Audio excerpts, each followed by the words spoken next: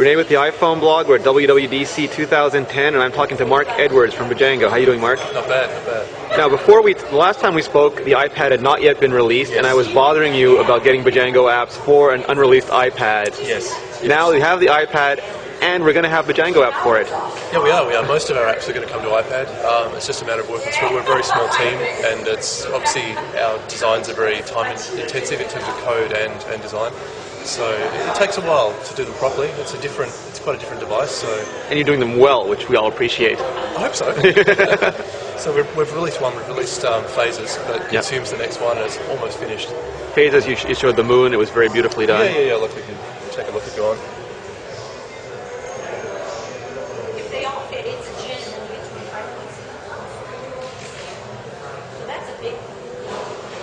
And I'm not going to make any of the usual werewolf jokes, I promise. Yep.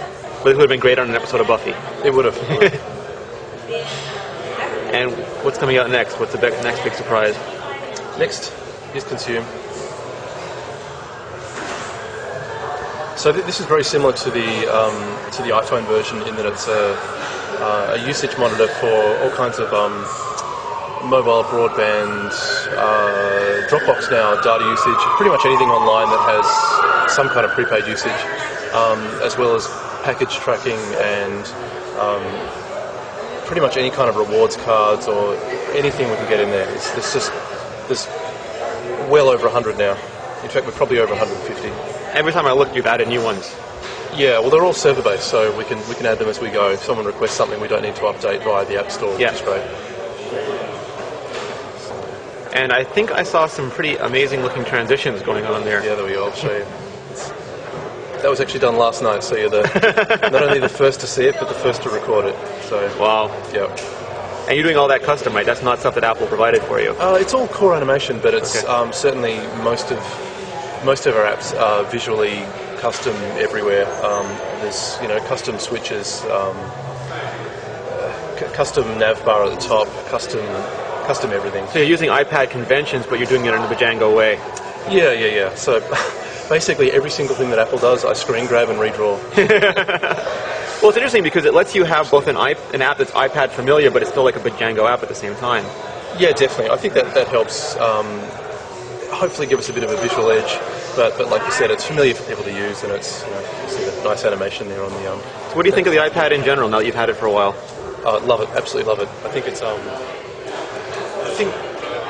I think it's taken a lot of people by surprise. I think it actually is a bit of a game changer because it's just that much bigger. You can really build apps that have room to move. They can actually have a bit of gratuitous white space. They can be more powerful and they can be much closer to a desktop app in terms of just functionality. So I think we're going to see a lot of really, really cool content creation apps, and I'm waiting for an image editor, a multi-touch image editor that's good enough that I can kind of kick Photoshop to the curb for, So if Pixelmator is listening, they should get their report going. And Acorn. And Acorn, absolutely. Really good. So,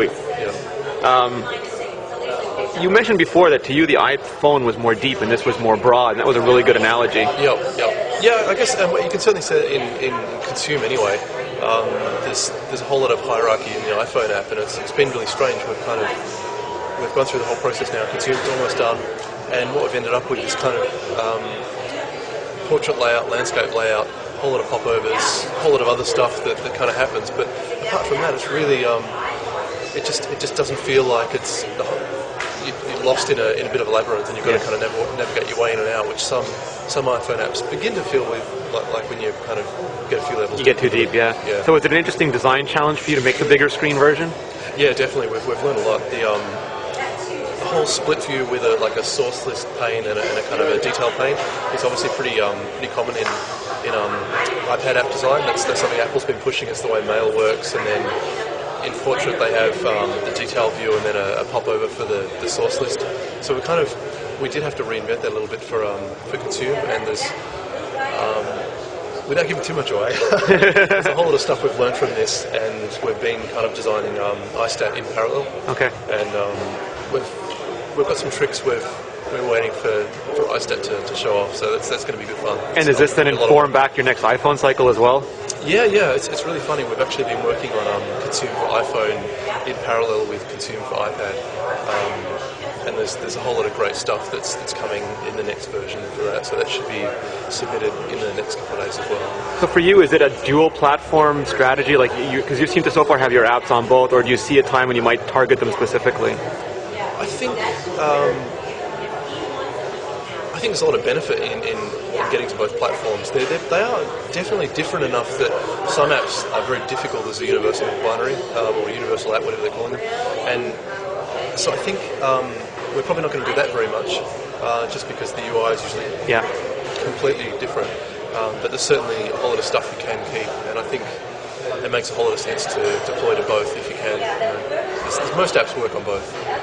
Excellent. So Mark Edwards from Bjango, we'll be seeing Consume for the iPad sooner rather this year for sure, right? Oh yeah. It's going to be up to Apple basically from a few days from now. It'll be entirely up to Apple. Excellent. And we'll certainly let you know when it's out. Thank you, Mark. It's very appreciated. This is Renee at the iPhone blog, WWDC 2010.